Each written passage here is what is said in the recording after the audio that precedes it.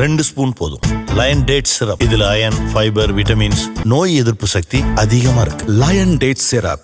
Wherever you go, whatever you do, throw a little at it. Omax, Vest and Briefs.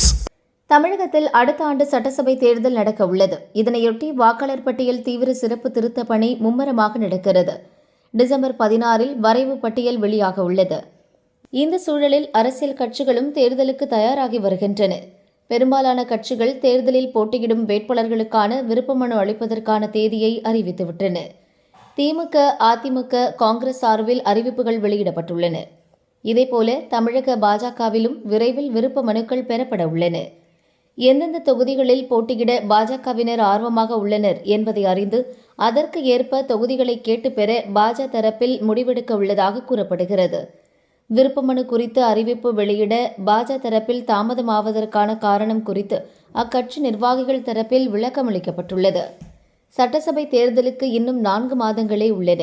AIADMK, பாஜக மற்றும் கூட்டணி கட்சிகள் இடையில் தொகுதி பங்கீடு விரைவில் நடக்கும். அப்போது கட்சி தலைமை, நிர்வாகிகள் இடையே சிறு சங்கடம் வரக்கூடாது என்பதில் இரு கட்சிகளின் தலைமையும் உறுதியாக உள்ளது.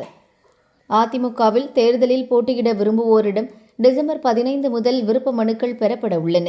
இதற்கிடையில் அதிமுக பொதுச் செயலர் பழனிசாமியை அவரது வீட்டில் தமிழக பாஜக தலைவர் நாகேந்திரன் சந்தித்து பேசினார். அப்போது பாஜகவுக்கு ஒதுக்க உள்ள தொகுதிகள் குறித்தும் பழனிசாமியிடம் பேசியுள்ளார். தொடர்ந்து அவர் டெல்லி சென்று மத்திய உள்துறை அமைச்சர் அமித்ஷாவை சந்தித்துவிட்டு தமிழகம் திரும்பியதும் தமிழக பாஜகவிலும் விருப்ப மனுக்கள் பெறப்பட உள்ளன. எந்தெந்த தொகுதிகளில் போட்டியிட விரும்பி பாஜக தொண்டர்கள் அதிக அளவில் விருப்ப மனு அளிக்கின்றனரோ அந்த தொகுதிகளை அதிமுகவிடமிருந்து கேட்டு பெற பாஜக தலைமை முடிவெடுத்துள்ளது. இந்த மாத இறுதிக்குள் பணிகளை முடித்து ஜனவரியில் போட்டியிடக்கூடிய தொகுதிகளுக்கான வேட்பாளர்களை இறுதி செய்யவும் தமிழக பாஜக முடிவெடுத்துள்ளது என தெரிவிக்கப்பட்டுள்ளது.